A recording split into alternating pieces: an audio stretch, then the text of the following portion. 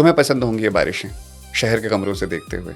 मैंने इन बारिशों को मगों, बाल्टियों और लोटों में इकट्ठा किया है। रसोई में पूरा कीचड़ फैल जाता था। अलग हुई थी ना फैमिली, तो हमारे हिस्से रसोई नहीं आई थी। तो मेरे लिए ये बारिशें कभी खूबसूरत नहीं रही। तो अब आप मतलब समझ सकते हैं कि मेरा सफर कहाँ से शुरू हुआ है। कुमाऊनी में बोला था मैंने। नमस्कार दगड़ी, आप सुन रहे हैं रेडियो कुमाऊनी। मैं छु आपको दोस्त पंकज जीना। वो पहाड़ी लैंग्वेज में बोलना एक ऐसी फीलिंग थी। उस दिन पता चल गया था कि अब कोई और काम हो नहीं पाएगा। तो सैलरी मिल रही थी? हाँ सर, 1000 रुपया। पहाड़ों में बहुत होती है सर।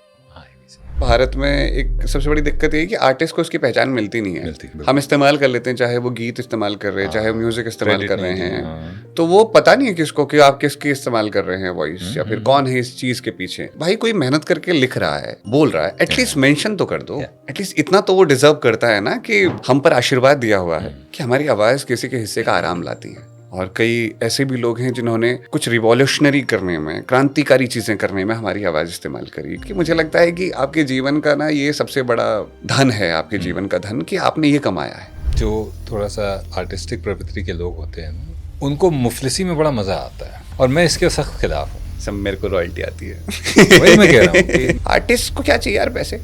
उसे तो नाम चाहिए ना। क्यों भाई, आर्टिस्ट का घर नहीं होता? उसके घर राशन क्या उसकी कला से आ जाता है? तो जब वक्त पर पेमेंट दोगे, वक्त पर उसकी कला भी मिलेगी। एक शहर है जिससे मतलब मुझे कहें कि लगाव हुआ बहुत ज्यादा, जिसे छोड़ने का मन नहीं हुआ, वो बनारस शहर ही है। बनारस ऐसा शहर नहीं है जो एक दिन में घूमा जा सके। यहाँ आना होता है तो चंचलता की पोटली को अपने शहर छोड़कर आना होता है। तो जैसे मंदिर में जाते हैं ना, पहले चप्पल बाहर उतारते हैं, हाथ पाँव धोते हैं, फिर भगवान को हाथ जोड़ते हैं, ध्यान लगाते हैं अपने ईश्वर से। बस वैसे ही आना होता है बनारस। तो किसी ने बताया कि तुम्हारी शक्ल जो है उससे बहुत मिलती है बैंड्स ऑफ बॉलीवुड में जो लक्ष्य से। नेटफ्लिक्स वालों, अगर तुम्हें कोई दूसरी फिल्म बनानी हो तो मैं मतलब हमेशा तैयार हूँ।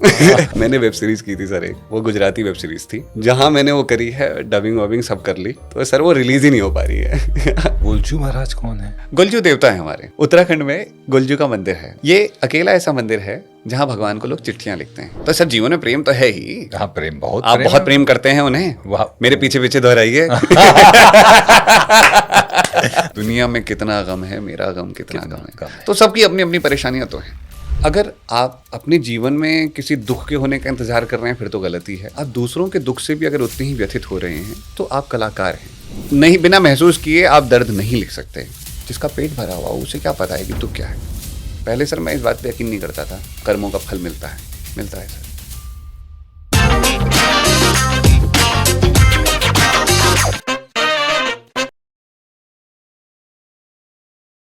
आज मेरा मन हुआ कि बिना सुनील कुमार गुर्जर जी राहगीर साहब की इजाज़त के उनकी कुछ पंक्तियों से इस पॉडकास्ट को शुरू किया जाए।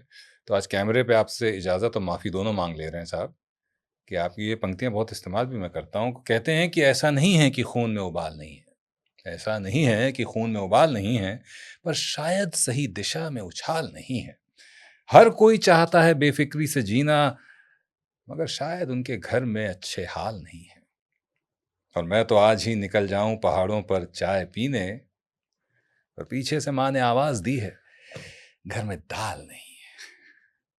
ये शेर इसलिए भी याद आ गया मुझे, एक शेर, कविता, कुछ पंक्तियां जो भी कह लीजिए, इसलिए याद आ गया क्योंकि एक तो कुछ अच्छा लिखने और बोलने वाले आज हमारे साथ में थे, और वो पहाड़ों से आए हुए हैं। और एक गाना भी याद आ रहा था मुझे, नहीं जीना नहीं जीना। क्या बात है पंकज। अरे सर, प्रणाम। ये मैं ज्यादा मतलब समझ ही रहे होगे।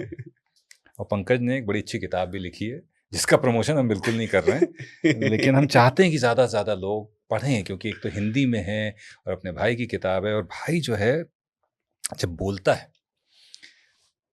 तो ऐसा लगता है कि बस बोलता रहे, सुनते रहें इसको।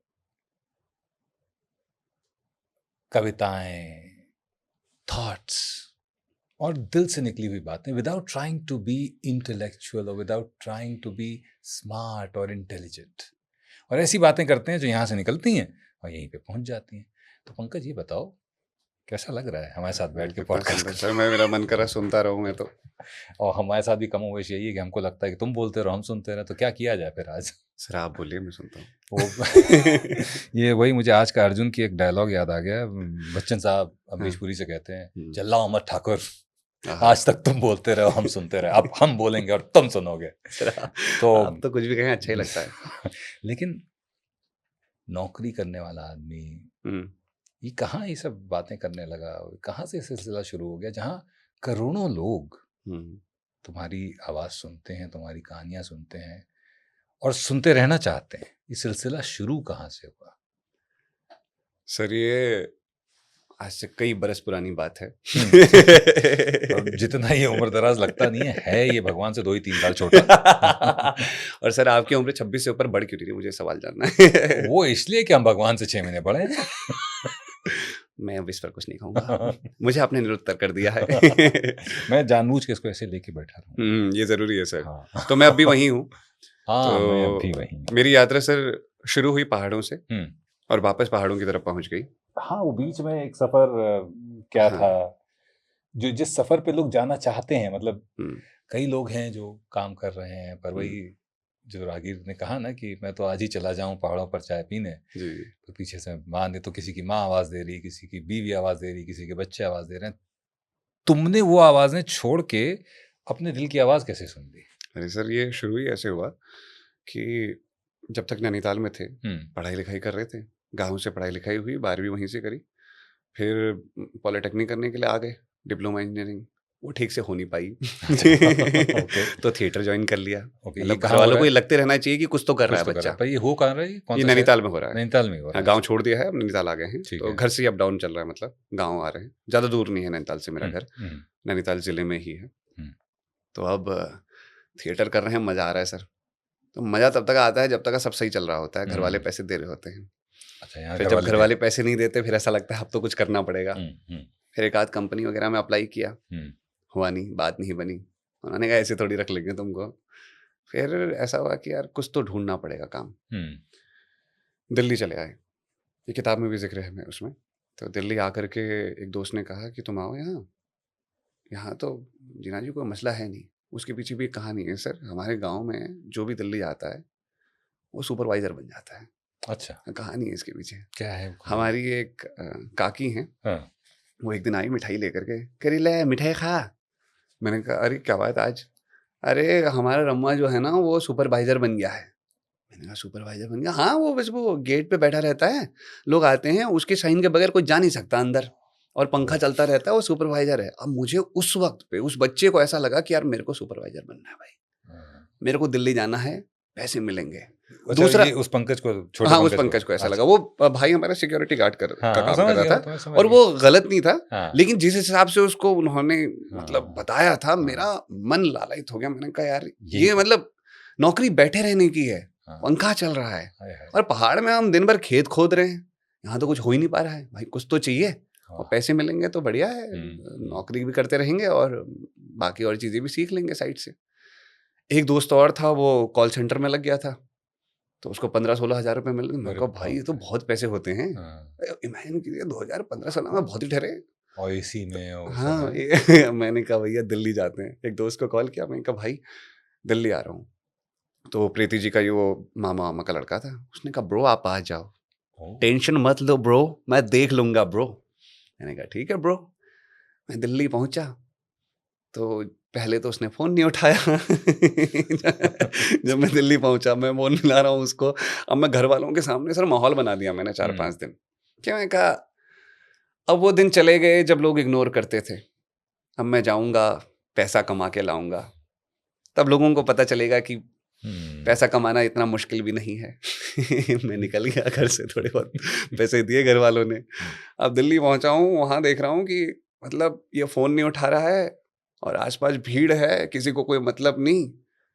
सर आदमी ने Obviously, जीवन भर पहाड़ से हाँ, निकला नहीं है, हाँ, उसने हाँ। पहाड़ देखे हैं। मैं देखा भी तो एक बार हल्द्वानी की तरफ आए तो वहाँ से भी पहाड़ दिखते हैं, दिल्ली से तो पहाड़ ही नहीं दिख रहे हैं। गर्मी अलग हो रही है। मम्मी फ़ोन और करके लोग पूछ रही इतने है। सारे। हाँ, मम्मी फ़ोन करके पूछ रही है कि पंकज पहुँच गया तू? मैंने कहा हाँ मम्मी पहुँच गया। तेरा दोस्त? मैंने कहा मम्मी वो नहीं पहुँचा। कह रही आ जाएगा, आ जाएगा। तो फिर ना वो थोड़ा अजीब-सा हो गया, रोना-सा आ गया वहाँ पर। मुझे लगा मैं रो रहा हूँ यार कि कोई आ जाएगा पूछने के लिए कि भाई सब ठीक है, नहीं है। कुत्ता नहीं पूछा सर मुझे वहाँ पर। ऐसे इग्नोर किया ना मेरे को उन लोगों ने कि कह रहे ए हटो सामने उधर जाके रहो। तो मतलब इग्नोर कर दिया ऐसा। और वो दोस्त नहीं मिले? वो दोस्त ने काफ़ी देर तक फ़ोन नहीं उठाया। हाँ। फिर जब फ़ोन उठाया तो पता चला भाई साहब जो थे वो खुद कहीं खाना बनाते थे, और उन्होंने मुझे कहा था कि बढ़िया नौकरी है मेरी, वो एक सर्वेंट रूम होता है ना, हाँ। तो वहां जब मैं पहुंचा, मैंने कहा भाई तूने तो कहा था यार तेरी नौकरी अच्छी है तो मेरी लगवा देगा। कह रहा ब्रो लगवा दूंगा। मैंने कहा मैं कहाँ रहूँ? कह रहा ब्रो यहाँ तो नहीं रह पाओगे, दूसरी जगह जाऊंगा। तो उसमें भी बड़ा इंटरेस्टिंग हुआ, जहां भेजा उसने वो आदमी ड्राइवर और शराबी नंबर 1। तो अब हमारे लिए हम थोड़े ऐसे मतलब नहीं हुए, फिर ये नशा पत्ती में दूरी हुए हमेशा जीवन भर रहे, तो हमारे लिए बड़ा मुश्किल हो गया। लेकिन फिर भी एडजस्ट करते कराते 1-2 महीना इसके वहाँ कभी उसके वहाँ ऐसे काटते कटाते दिल्ली में जब पूरी तरह फेल हो गए, तो लगा कि अब कॉल सेंटर की नौकरी और सुपरवाइजर की नौकरी तो नहीं मिलने वाली। वापस गाँव आ गए। गाँव आकर के रास्ते में एक दोस्त ने कहा कि यार पहाड़ी रेडियो है एक, कुमाऊं वाणी नाम से, एक बार चले जाओ। गए वहाँ, बात करी उनसे। उन्होंने कहा क्या करते? मैं कहा थिएटर करता हूँ जी। बोले बोल लोगे रेडियो? मैं बोल लूँगा जी, आप बताइए। कह रहे ठीक है चलो हम भी सैलरी का डिस्कशन कर लेते हैं। मैंने कहा ठीक है। तो बोले पंकज सैलरी का ये है कि हम दे नहीं पाएंगे। तो मैंने कहा डिस्कशन किस लिए कर रहे हो भाई? कह रहे बस इसलिए कि ताकि तुम्हें लगे। तो फिर अगले दिन से हमने वहाँ ज्वाइन किया रेडियो। हमारे शहर भवाली जो है, जहाँ कैची धाम का मंदिर भी है, वहाँ से 40 किलोमीटर दूर था और पहली गाड़ी जाती थी 9 बजे। तो उस दिन मम्मी रात को 2 बजे उठ गई, उन्होंने खाना वाना पैक किया, दोबारा सो गई, करी जा। हम पैदल निकले 3 बजे से, 7 बजे पहुंचे रेडियो स्टेशन पर। वो 7 बजे जब पहली बार कुमाऊनी में बोला था मैंने, नमस्कार दगड़ियों, आप सुन रहे रेडियो कुमाऊवाणी, मैं आपको दोस्त पंकज जीना। वो पहाड़ी लैंग्वेज में बोलना एक ऐसी फीलिंग थी, उस दिन पता चल गया था कि अब कोई और काम हो नहीं पाएगा। ये कौन सी उम्र है? ये सर ये मतलब कॉलेज पास आउट हुए हैं। उम्र तो खैर क्या गिनूं सर मैं, छोड़िए ना। 17-18 साल का लड़का है वो, मतलब ऐसा समझिए। क्या है ना कि एक उम्र के एक पड़ाव पे पहुंचने के बाद आप में हमेशा जिज्ञासा रहती है कि ये तुमने कब किया बेटा, ये तुमने कब कितना किया? जानना है ना सर आपको। कितना जानना? हमें एग्जैक्ट नंबर पे खत्म होते होते एग्जैक्ट नंबर हम इनका बता देंगे कि इनकी एज है क्या, कितने छोटे हैं ये भगवान। हाँ। तो फिर वहां से शुरुआत हुई। इत्तेफाकन ऐसा हुआ कि 1.5 साल तक लगातार काम करते रहे, यही सफ़र चलता रहा। फिर 1.5 साल बाद एक दिन ऐसी शो करके बाहर निकले, 2 आदमी आए, वो आधा किलोमीटर ऊपर था, चढ़ करके आए। कह रहे कौन बोल रहा था अभी अंदर? हमें लगा कांड हो गया। हमने कहा मैं तो नहीं था, कोई और ही होगा वहाँ। कह रहे वहाँ अंदर किसकी आवाज़? हमने कहा कंप्यूटर बोल रहा था भाई।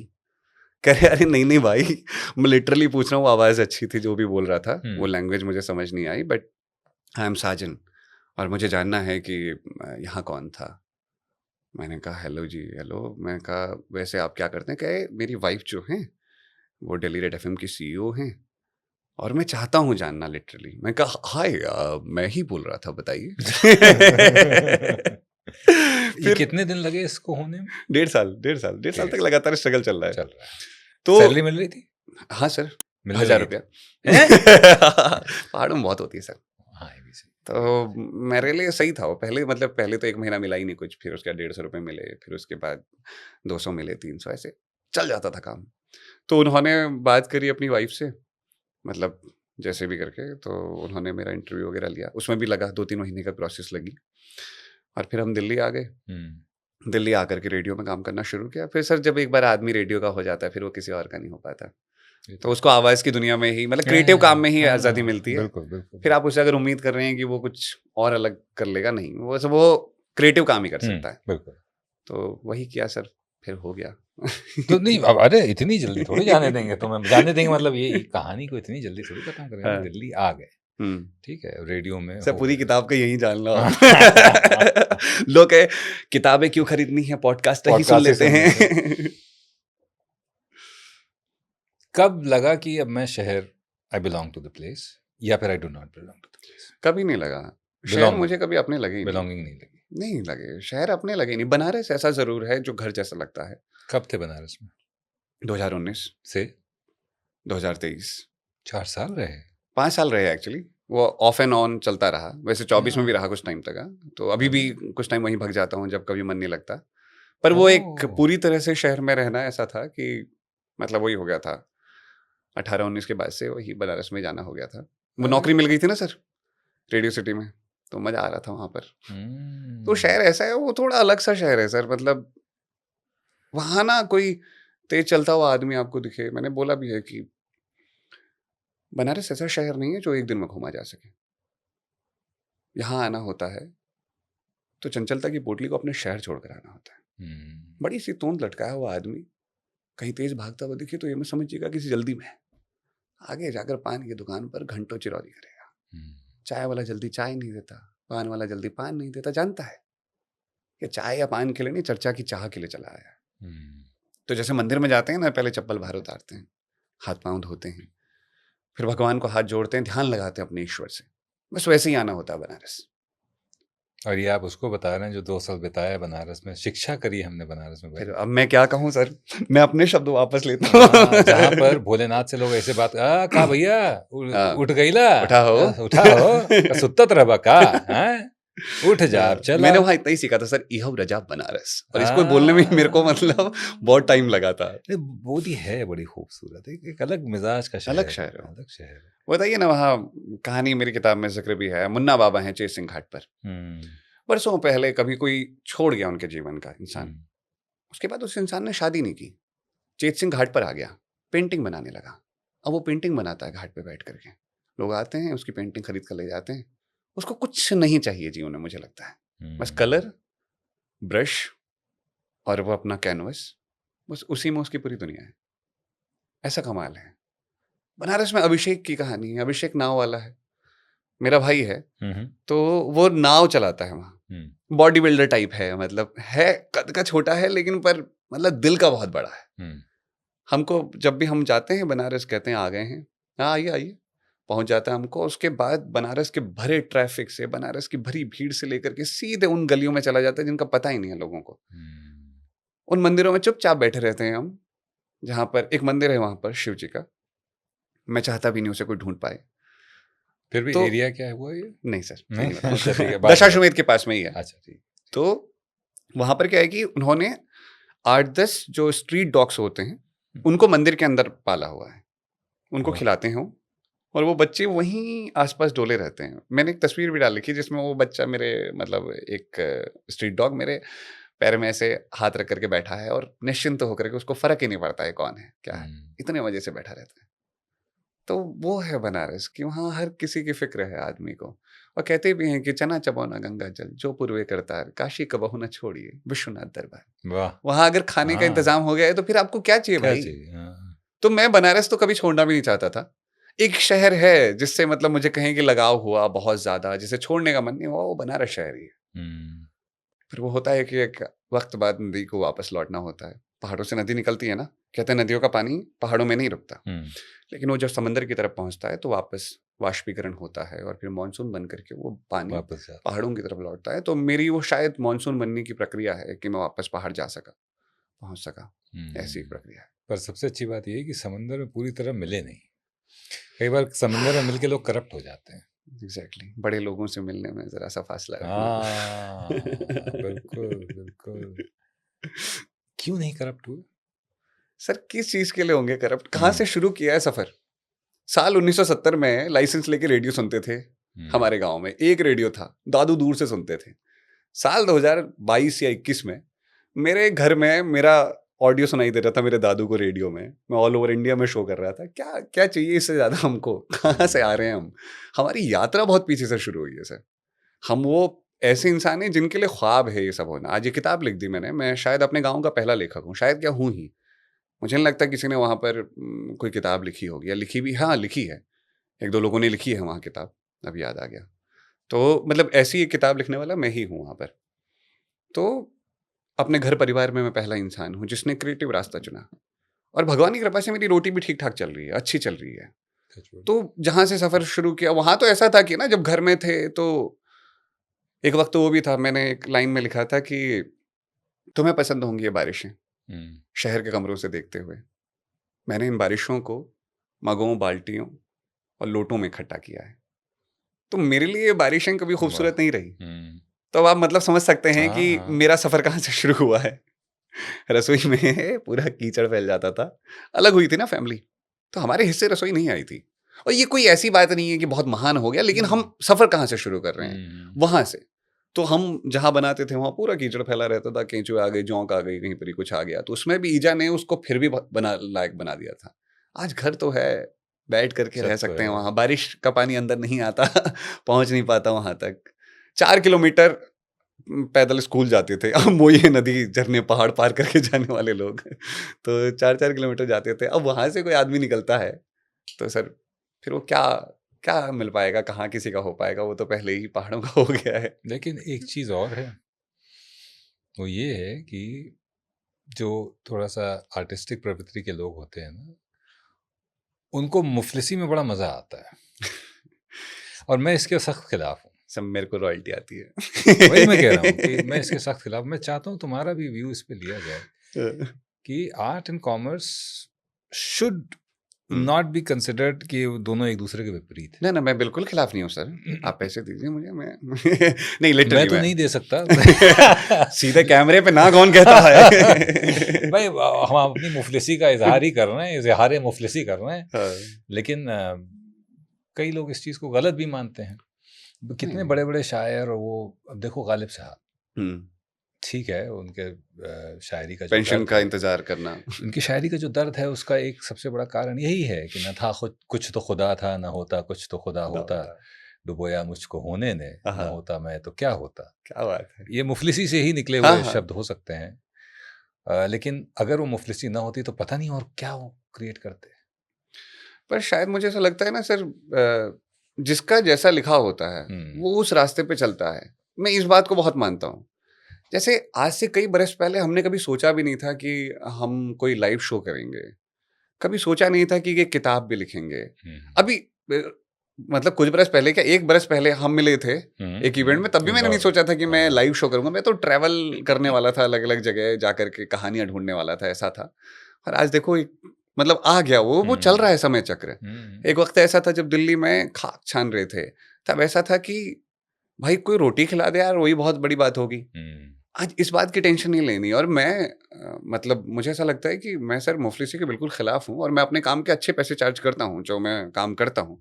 लेकिन मुझे मजा आता है अपने पहाड़ में ही रहने में। हाँ, ठीक है, मुझे वहां बहुत मजा आता है, क्योंकि मेरे साथ प्रेम है सर, छोटा भाई कैमरे के उस तरफ है। तो वो सतना का है, क्या बात सतना का रहने वाला है। और सतना में 1.5 साल बिताया मैंने। आपने तो सर मेरे को लगता है पूरे भारत में ही पूरे बिताया है। भारत में कह तो वैसे भी आपकी आवाज घर घर में है, बिग बॉस चाहते हैं।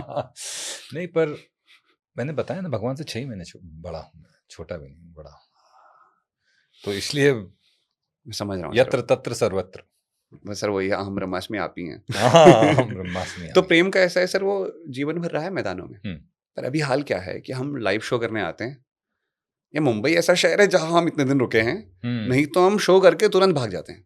चलो चलो चलो बाहर चलो चलो चलो चलो बाहर। दिल्ली आए थे हम अपना शो करने के लिए, 1 घंटे में शो कंप्लीट हुआ लगभग। मतलब 1 घंटा इसलिए मैं आइडल कह रहा हूँ, एक समय मतलब 3-4 घंटे का समय लगा। शो खत्म हुआ, लोगों से मिले, वो सब कुछ हुआ, हमने गाड़ी पकड़ी और हम दोबारा वापस पहाड़। मन ही नहीं लगता सर शहरों की तरफ, पता नहीं क्या हो गया उन पहाड़ों की तरफ। ऐसा वो वेदर 24 आवर AC है। वो घर पे भी ना हमारे रज्जो गौरी हैं, मतलब वो मेरे 2 पेट्स हैं, और 2 गाय हैं, 3 बछड़े हैं, 1 भैंस है। तो उनके बीच में अब वो हमारा मन रम गया है। पता नहीं अब आगे कहाँ जाएंगे हम, ये पता नहीं। लेकिन अभी तो सर बड़ा सुंदर लग रहा है वो सब कुछ, जीवन बहुत सुंदर है, मजेदार है। काम करने आते हैं, भाग जाते हैं, पेमेंट ली वापस। मुफलिसी का इंतजाम किया और वापस, पेमेंट ली ना वापस हो उसके। तो ये सारा इश्क प्रकृति से कब तक चलता रहेगा? कहने का सवाल ये है कि अब इश्क का दायरा बड़ा कब होगा, या हो चुका है अभी? नहीं हो रहा सर, हो रहा है धीरे धीरे। वो कहते हैं कि हमारे एक दादा है ना, क्रांति प्रकाश झा, जो रक्तांचल सीरीज में हीरो हैं। हाँ, तो वो कहते हैं बस लगे रहो, करते रहो करते रहो, कुछ ना कुछ अपने आप ही हो जाएगा। एक रास्ता है, तय करते रहो, और तुम्हारी जो नियति है वहां पहुंच जाओगे। जहां भी रहो, जिस जगह रहो, बस लगे रहो, सृजन करते रहो, बनाते रहो कुछ ना कुछ। मतलब सोचिए ना, मैं बम्बई शहर में आ गया, या फिर मान लो दिल्ली शहर में आ गया। आजकल मुझे सबसे बड़ी समस्या ये लगती है लोगों की, वो अलग अलग शहर चले तो जाते हैं, पर वो उसी दौड़ भाग में रह जाते हैं। यार मैं कहाँ से रेंट निकालूं, मैं कहाँ से ये ऑटो के किराए निकालूं, इन सब चीज़ों के निकालूं। उस चक्कर में उनकी आर्ट मर जाती है, सृजन छोड़ जाता है। मतलब हम ही खुद यहाँ आए हैं, हम सही से वीडियोस वगैरह नहीं बना पा रहे हैं अपनी, पॉसिबल ही नहीं हो पा रहा है वो। तो ऐसा होता है लोगों के साथ कि वो शहरों में आ करके ये भूल जाते हैं कि हमें एक काम और भी करना है, हम आर्टिस्ट हैं, हमको ये करते रहना। और अभी तो सर सबसे अच्छा प्लेटफॉर्म है ना इंटरनेट, कितना अच्छा प्लेटफॉर्म है। आप कोई भी आम आदमी भी हो, अगर वो कुछ भी अपना नहीं लिखता, दूसरों का लिखा हुआ पढ़ दे। हम तो खैर खुद का लिखते हैं, कोई दूसरों का लिखा हुआ भी पढ़ दे, लेकिन लगातार करें, 6 महीना करके देख ले, उसका अकाउंट बढ़ जाएगा। बिल्कुल बिल्कुल। और ऐसा कोई नहीं है कि मतलब अभी तो कोई भी नहीं है कि अरे मौका मिलेगा तभी तुम दुनिया के सामने चमक सकते हो। है मौका, आपको खोजना है बस। ये तुमने इंटरनेट वाली बात की, बड़ी कमाल की बात है, क्योंकि एक बड़ा अच्छा प्यारा सा माध्यम है। इसमें मुझे लगता है शर्त एक ही है, इस पे तुमसे मैं चाहूंगा तुम्हारा ओपिनियन। इसमें शर्त एक ही है कि आपकी यूनिकनेस, आप में अलग क्या है, बस उसको एक्सप्लोर करिए। ये नहीं कि किसी ने नाचा उसको 5 करोड़ व्यू मिल गए तो हमको भी वही करना है। How important it is to find your own uniqueness. हम दोनों के सफर में ये एक चीज बड़ी समान रही है। तुम भी नौकरी कर रहे थे, हम भी नौकरी कर रहे थे। हमें कहीं पता चला कि मेरा एक मेरे अंदर कला है, कलाकार है, और उसको मैंने खोजा, पाया, और फिर उस जर्नी पे निकल पड़ा। और कहीं ना कहीं एक अपना एक अलग पहचान थोड़ी सी बनाई। बिल्कुल। वो कितनी जरूरी है आज के दौर में भी, जबकि भेड़चाल में लोग लगे हुए हैं। और सर हम तो वो आवाजें हैं ना जो जिनको जानते सब लोग हैं, मतलब सुना सबने है पर जानते नहीं है चेहरा कौन है इसके पीछे। मतलब अभी तो बिग बॉस की आवाज फिर भी लोग पहचानने लगे, पहले तो लोग धड़ल्ले से इस्तेमाल करते थे। अरे अभी तो हमने एक हुआ, किसी ने हमारी आवाज क्या किया, उसने एक ऐड बनाया। हाँ, उसमें था कि दोपहर 12 बजे, तो वो कुछ कर रहा है, ठीक है। फिर उसने दूसरी आवाज की, दोपहर 3 बजे, फिर वो कुछ कर रहा है। फिर शाम 6 बजे, फिर वो उस प्रोडक्ट को यूज कर रहा है। मेरी आवाज बहुत लोग यूज करते हैं अपने रील्स में, और मैं शेयर करता हूँ, मुझे बड़ी खुशी होती है। ये जब देखा मैंने, तो मैंने उनको एक वीडियो बनाया और कहा कि भाई तुम ये ऐड में मत यूज करो, क्योंकि तुम इससे पैसा कमाओगे और ये कॉपीराइट इन्फ्रिंजमेंट है, ऐसा मत करो। खैर अच्छे लोग थे, उन्होंने तुरंत कॉन्सेप्ट वही रखा, आवाज किसी और की डाल दी। अरे लेकिन हाँ, लोग बड़ी सही कह रहे हो कि वो पहचान अब थोड़ी थोड़ी मिलने लगी है। मतलब हमारे साथ यही समस्या है अभी। मतलब ना भारत में एक सबसे बड़ी दिक्कत ये है कि आर्टिस्ट को उसकी पहचान मिलती नहीं है। हम इस्तेमाल कर लेते हैं, चाहे वो गीत इस्तेमाल कर रहे हैं, चाहे म्यूजिक इस्तेमाल कर रहे हैं, तो वो पता नहीं है किसको कि आप किसकी इस्तेमाल कर रहे हैं वॉइस, या फिर कौन है इस चीज के पीछे। मुझे इस बात की बड़ी दिक्कत होती है सर। मुझे ऐसा लगता है कि भाई कोई मेहनत करके लिख रहा है, बोल रहा है, एटलीस्ट मेंशन तो कर दो। एटलीस्ट इतना तो वो डिजर्व करता है ना कि भाई ये फलां आदमी ने बोला है और इस आदमी की चीजों को ले आओ। अभी कुछ सालों पहले तक बिग बॉस को ऐसे इस्तेमाल करते थे लोग। इनफैक्ट मेरी आवाज को भी जब लोग यूज करते हैं, बहुत सारे डील्स में भाई, भारत छोड़िए, भारत के अलावा कई ऐसे देश हैं जहां अक्सर भेजने की बातें करते हैं लोग, वहां तक इस्तेमाल होती है हमारी आवाजें। अच्छा, तो जिन देशों मैं नेपाल की बात कर रहा था सर। अच्छा, आप नेपाल की बात कर रहे थे, हम तो पाकिस्तान की बात कर रहे हैं। हमें तो जब ऑपरेशन सिंदूर हुआ तब हमें पता चला कि हमारे पाकिस्तान में भी फैंस हैं, क्योंकि हमने कुछ वीडियो डाले कि ये गलत हो रहा है, ऐसा नहीं होना चाहिए। तो वहां से मैं से अभी तक मैं आपका फैन था, पर आप आज से मैं आपका फैन नहीं। मैंने कहा हाय राम, मेरा कितना नुकसान हो गया। मुझे ऐसा लगता है कि आवाजें ऐसी है ना सर, वो सीमाएं नहीं मानती। हाँ, सीमाएं नहीं मानती। चाहे वो नेपाल हो, जहाँ जहाँ, चाहे पाकिस्तान हो, अफगानिस्तान में भी हिंदी बोलने वाले होंगे तो, या अमेरिका, ऑस्ट्रेलिया, जहाँ जहाँ होंगे वहाँ तक हमारी आवाज़ें जाती हैं। और ईश्वर ने ना हमें बड़ा मतलब ये क्या कहेंगे कि हम पर आशीर्वाद दिया हुआ है कि हमारी आवाज़ किसी के हिस्से का आराम लाती है। बिल्कुल। कितने लोग ऐसे हैं जो अपने जीवन के मुश्किल समय में हैं, तब हम उनकी आवाज़ बने। और कई ऐसे भी लोग हैं जिन्होंने कुछ रिवॉल्यूशनरी करने में, क्रांतिकारी चीज़ें करने में हमारी आवाज़ इस्तेमाल करी। कई लोग ऐसे हैं जिन्होंने अपने आप को आराम देने में, अपने काम को दिखाने में हमारी आवाज़ इस्तेमाल की। मुझे लगता है कि आपके जीवन का ना ये सबसे बड़ा, वो कह लें कि धन है, आपके जीवन का धन, कि आपने ये कमाया है। जहाँ लोग ये देख पा रहे हैं कि देखो यार, ये फला आदमी जो है, इसकी आवाज़ है, इसको सुनते हैं। तो मेरे को तो यही कमाई लगती है सर अपनी। सबसे बड़ी चीज़ यही है। मतलब वो एक सबसे बड़ी कमाई है, सबसे बड़ी कमाई कि मेरी ईजा को लोग कह रहे हैं अरे तेरे पंकज की आवाज सुनी यार हमने। हाँ, एक और इसी से जुड़ा एक किस्सा बताता हूँ मैं आपको। एक और आवाज की धनी बहुत प्यारी क्रिएटर, उनका नाम सोनल कौशल। अच्छा। हाँ, वो डोरेमोन की अरे हाँ हाँ, अरे मैं फॉलो करता हूँ उनको इंस्टाग्राम पे। हाँ, मोटर माउथ। हाँ हाँ हाँ। तो बहुत पहले उन्होंने मेरा एक इंटरव्यू किया, ठीक है, और उन्होंने कुछ ऐसा कहा जो मेरे साथ हमेशा रहेगा। तो उन्होंने मुझसे पूछा कि आपको कभी कोई ऐसा इंसिडेंट जहाँ पर आपको अच्छा नहीं लगा हो कि अरे यार अब बोल के बताओ टाइप। मैं राष्ट्रपति भवन में था, अशोक हॉल में खड़ा था और मैं दीवारों को निहार रहा था कि ये सारा ये दीवारें, कितना इतिहास है इन दीवारों में, क्या क्या देखा है इन दीवारों ने। सडनली कोई पीछे से आता था, हमने सुना आप बिग बॉस में आवाज देते हैं, एक बार बोल के बताइए जरा। तो मैंने उसको बताया कि ये किस्सा हुआ था, मुझे बड़ा अजीब लगा था। मैंने कहा तुम्हारे साथ भी तो होता होगा? बोले सर मेरे साथ होता है, बट मुझे हमेशा ये लगता है कि इट्स ब्लेसिंग कि मैं किसी के चेहरे पर स्माइल ला पा रही हूँ। उस चीज ने मेरे थॉट प्रोसेस को बदल दिया। मैं कहीं भी हूँ, कोई भी मुझसे कहता है कि कर दो तो मैं कर देता हूँ, भले ही कितना भी इरिटेटेड हूँ। क्या बात है। क्योंकि वो बात सही है। जैसे ही मैं दोपहर भर तो ये वही है। तो वही शिट यार, ये सही बात है, ये तो ईश्वर की नेमत है। हाँ, नेमत है। ये नेमत है कि मैं छावा के सेट पे जाता हूँ और विक्की कौशल से मुलाकात होती है। विक्की कौशल कहते हैं sir big fan of your voice.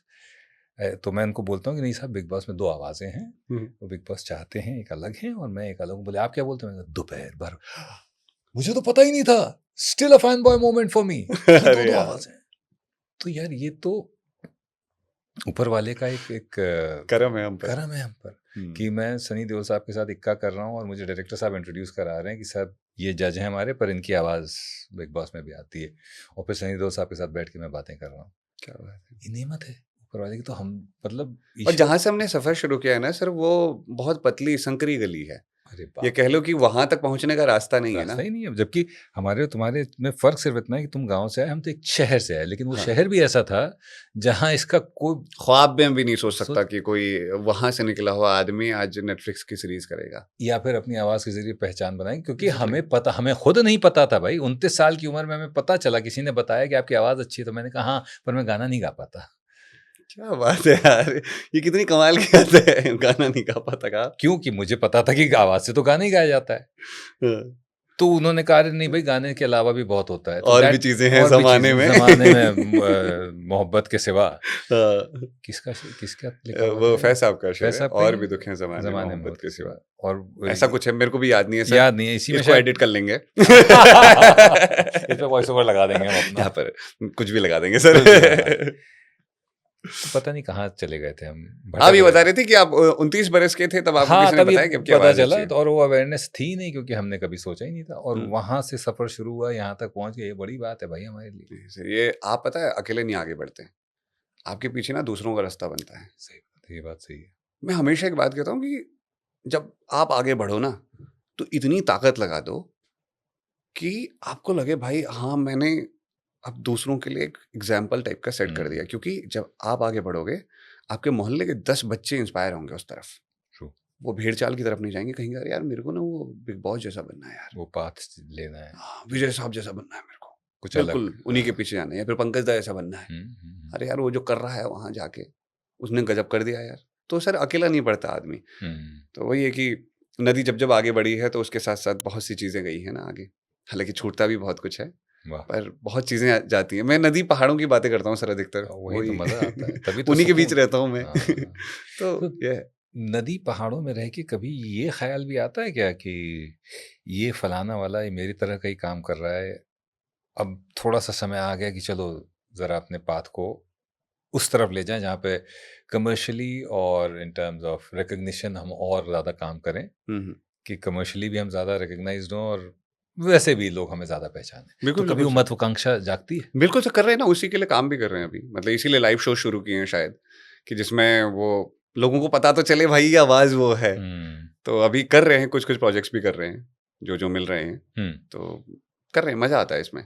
पर हाँ इतना है कि अब इतना सुविधा हो गई है जीवन में कि कहीं भी काम करने जाएंगे तो वापस लौट सकते हैं। एक लौटने का सिरा है हमारे पास, वजह भी है कि लौट सकते हैं। वो बड़ा ज़रूरी है। तो वो ज़रूरी है कि इतनी फुर्सत आदमी के हिस्से होनी चाहिए कि वो अगर काम के अगर 15 दिन बिता रहा है तो मन मर्जी के उसके पास 15 दिन हो। तो किसी ने बताया कि तुम्हारी शक्ल जो है उससे बहुत मिलती है हमारे, क्या नाम है, बैंड्स ऑफ बॉलीवुड में जो लक्ष्य से। अच्छा हाँ, नेटफ्लिक्स वालों, अगर तुम्हें कोई दूसरी फिल्म बनानी हो तो मैं मतलब हमेशा तैयार हूँ। जब भी आपका मन हो मैं तैयार। सर मैंने एक फिल्म की थी। हाँ, मैं आने वाला था थिएटर पे कि भाई थिएटर का लौंडा अभिनय कैसे नहीं कर रहा। मैंने वेब सीरीज की थी सर एक। हाँ ठीक है, वो गुजराती वेब सीरीज थी। अच्छा। तो जहाँ मैंने वो करी है, डबिंग वबिंग सब कर ली, तो सर वो रिलीज ही नहीं हो पा रही है। आदमी का सबसे बड़ा दुख होता है जब वो कोई काम करे और वो रिलीज ना हो अरे पाए। मत पूछो भाई, वो तो उससे तो बड़ा दर्द है ही नहीं कोई दुनिया में। तो मैंने वो करी, वो 7 एपिसोड की है।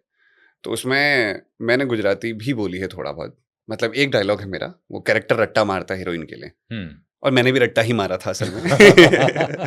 तो वो रिलीज होनी है, और पता नहीं वो कब होगी। हालांकि उन्होंने मुझसे कोई कॉन्ट्रैक्ट वॉन्ट्रैक्ट नहीं किया है, तो कोई दिक्कत नहीं कर सकते हो मुझे। हाँ, तो मतलब कास्ट किया जा सकता है, देख लीजिए भाई, देख लीजिए। देखिए भाई, मैं अच्छा ये तो बच्चन साहब नहीं। देखिए अगर आपका मन हो तो कभी भी मैं तैयार हूँ हमेशा। तो ऐसा रहता है। पर कितना वो थिएटर का जो इंसान है अंदर से कितने हिचकोले मारता रहता है। बहुत बहुत सर, हाँ, बहुत वो प्रयास करते हैं। मैं जब रील भी शूट करता हूँ तो मैं मोनोलॉग से ही बोलता हूँ अधिकतर। तो मैं वो कैरेक्टर में जाकर के प्रयास करता हूँ कि वैसा कुछ बोल सकूं। जैसे कभी कोई दुख की बात होती है या खुशी की बात होती है, तो वो सृजन का ही काम वैसा ही चलता रहता है। प्रैक्टिस चल रही मतलब अपनी साइड बाय साइड। तो कुछ कैमरे के सामने भी हो जाए प्रैक्टिस जरा। अरे सर मतलब जैसे आए तो मैं मतलब जैसे कुछ, जब हाँ, कभी कोई एक भावना होती है ना हाँ, हर हाँ, इंसान कोई की। भी एक मोनोलॉग जो जो तुम्हें बहुत करीब हो दिल के, सर तुम्हारा ही एक था। है तो सही, पर वो कॉपीराइटेड है, तो मैं दूसरा बोलता हूँ हाँ, कुछ ठीक। ऐसा। अभी जो आता है मैं वही बताता हूँ। मेरे को याद नहीं रहती सर अपना लिखा। आपको याद रहता है लिखा हुआ? मेरे को भी नहीं रहता याद। मुझे जो बचपन में सुना है हम्म। कि ये रात है या तुम्हारी जुल्फें खुली ओहो, हुई हैं, बच्चन साहब, ये चांदनी या तुम्हारी नजरों से मेरी रातें धुली हुई हैं, क्या बात है। ये चांद है या तुम्हारा कंगन, सितारे हैं या तुम्हारा आंचल, हवा का झोंका है या तुम्हारे बदन की खुशबू, ये पत्तियों की है सरसराहट कि तुमने चुपके से कुछ कहा है, हाँ, ये सोचता हूं मैं कब से गुमसुम कि जबकि मुझको भी ये खबर है कि तुम नहीं कि हो, तुम नहीं हो, कहीं नहीं हो, कहीं नहीं हो, मगर ये दिल है कि कह रहा है तुम यही हो। यहीं कहीं। हाँ, तो वो सब बचपन की चीजें याद रह जाती हैं, आजकल नहीं याद, अपने डायलॉग नहीं याद होते मेरे साथ भी सर ये हैं। लिखा हुआ मुझे याद नहीं रहता, अपना खुद का लिखा हुआ याद नहीं रहता। जैसे मतलब मैं ना डायरेक्टली ऐसे कुछ बना सकता हूँ, जैसे कि हाँ, मैं अगर कोई बात कहूँ तो मुझे नहीं पसंद आते ये शहर। मुझे लगता ही नहीं कि मैं इन शहरों का हूँ। अगर आ भी जाऊँ इन शहरों में रेंगते हुए, दिल का एक कोना पहाड़ों की तरफ चला जाता है। दिल करता है वहीं बैठा रहूं, आंगन के पास अलाव जलाए हुए, आराम से पहाड़ को रात की तरफ बढ़ते हुए। जब रात पहाड़ों पे आती है, इतनी सुंदर होती है, दिल करता है बस ठहर जाए सब कुछ। पर रात बहुत देर तक नहीं ठहरती। कोई भी रात देर तक नहीं ठहरती। बीच बीच में जुगनुओं की रोशनी उस अंधेरे को उजाड़ती रहती है, और तारे तो टिमटिमा ही रहे हैं दूर से। फिर पहली किरण आती है, दिशाएं खुलती हैं, और सब कुछ रोशन हो जाता है। मेरी आंख खुलती है, मैं ये सब सपने में देख रहा होता हूँ। फिर सपने कितने कमाल के हैं साहब। ये ऐसे ही, मतलब मैं जस्ट ऐसे ही बना रहा हूँ। करते रहो, हम चलते तो ऐसे ही मतलब पूरी भैंस की। वाओ, क्या बात है। भाई मैं इस सेशंस करता हूँ कम्युनिकेशन के, उसमें एक चीज मैं बोलता हूँ कि सब स्ट्रक्चर है, ये सब अपनी जगह है, पर एक और स्ट्रक्चर है। वो स्ट्रक्चर ये है कि जो चीज दिल से निकलती है ना, उसमें किसी स्ट्रक्चर की जरूरत नहीं, वो सीधे दिल तक पहुंचती है। सर वही है सर, मेरे लिखने में भी यही चीज़ है। जैसे लोग बोलते हैं ना कि लिखने के लिए क्या चीज़ें ज़रूरी है, मुझे लगता है कि इंसान का सच्चा होना। बस। आप अगर सही नहीं होंगे, आप महसूस ही नहीं करेंगे किसी चीज़ को, तो आप उसमें जा ही नहीं सकते। अगर आपको लगता है ना आप 1 करोड़ किताबें पढ़ लीजिए, उसके बाद आप कुछ हो जाएंगे। सर चैट जीपीटी भी तो है, वो क्यों नहीं छू पा रहा लोगों के मन को? मतलब पता नहीं, शायद आने वाले बरस में छू ले, ऐसा कहता नहीं हूँ भाई टेक्नोलॉजी के लिए। लेकिन पर कोई भी चीज़ है, आर्टिफिशियल इंटेलिजेंस की बात कहूँ, तो मुझे ऐसा लगता है कि हम जो इंसान फ़ील करते हैं ना, जैसे लिखते-लिखते हो सकता है हम कहीं पर ही खा जाएँगे, हम कहीं पर ही हमारा गला लगेगा, तो इसलिए तो हम इंसान हैं। तो हम वो जो थोड़ा-सा अधूरापन है हमारे लिखने में, मुझे लगता है वही हमको थोड़ा परिपूर्ण बनाता है। और आदमी महसूस, अगर मैं रोटी की बात कर रहा हूँ, भूख की बात कर रहा हूँ, अगर मैंने महसूस ही नहीं करी, सर मैं कैसे लिख पाऊँगा उस चीज़ को? महलों में बैठ कर के झोपड़ियों की बात थोड़ी होती है। एसी कमरों में बैठ के पहाड़ों की बात नहीं हो सकती।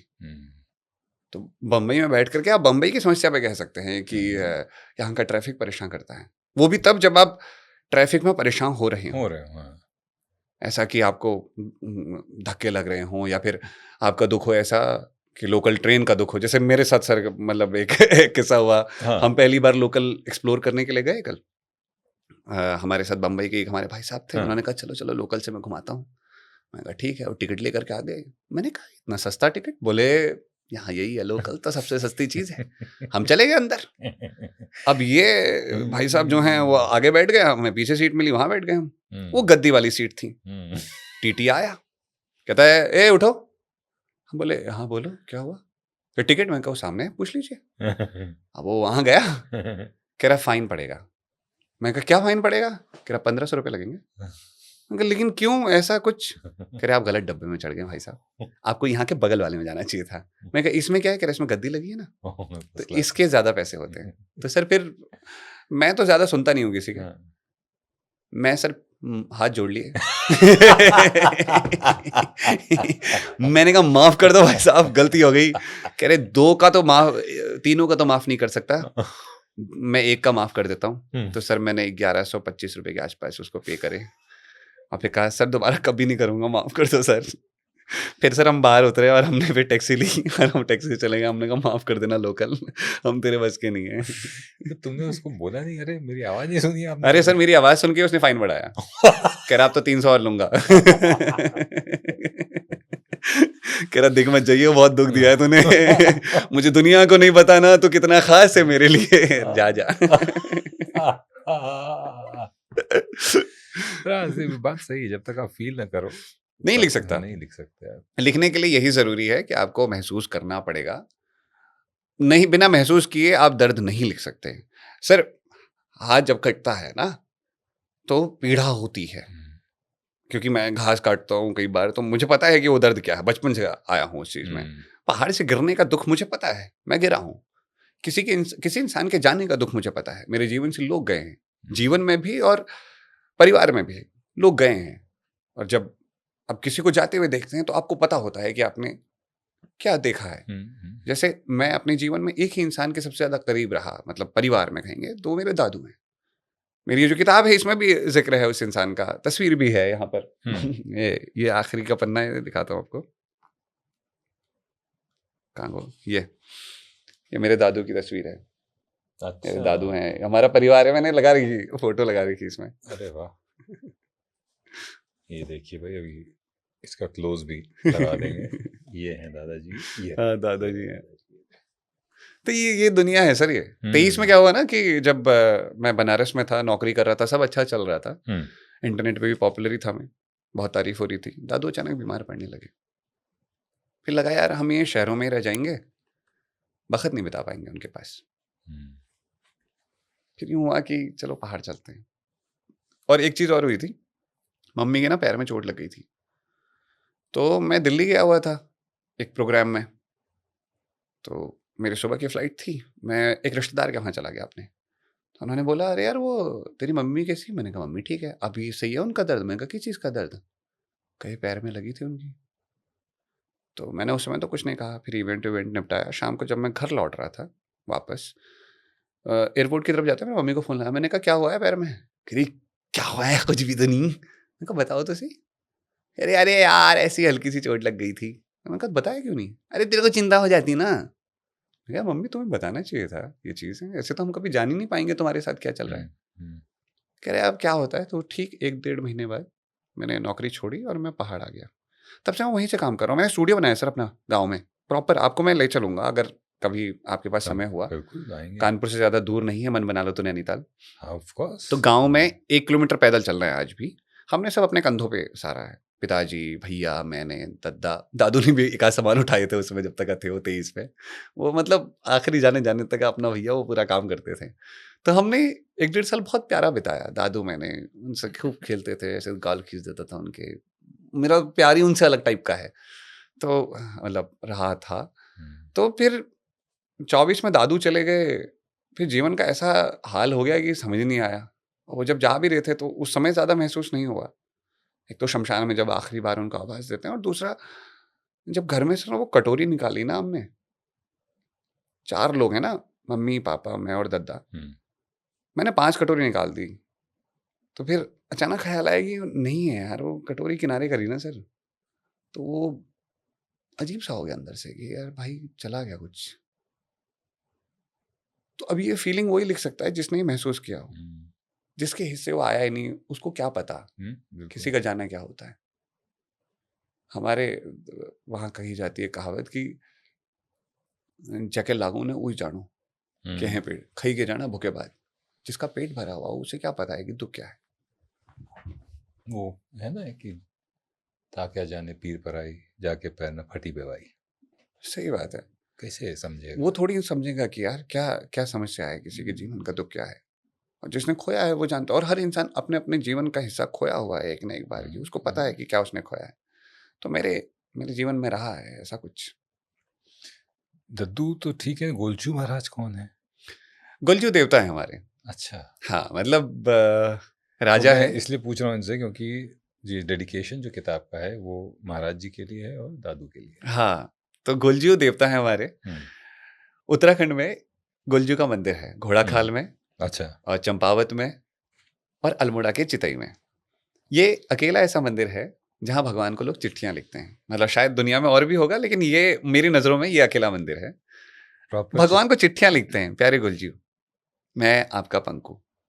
गुलजू, मेरे जीवन में ये समस्या चल रही है, बहुत समय से परेशान हूँ, कुछ अगर सही लगे तो मेरा न्याय कर देना।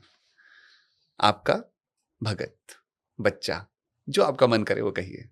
और उसके बाद वो चिट्ठी लगा दी जाती है।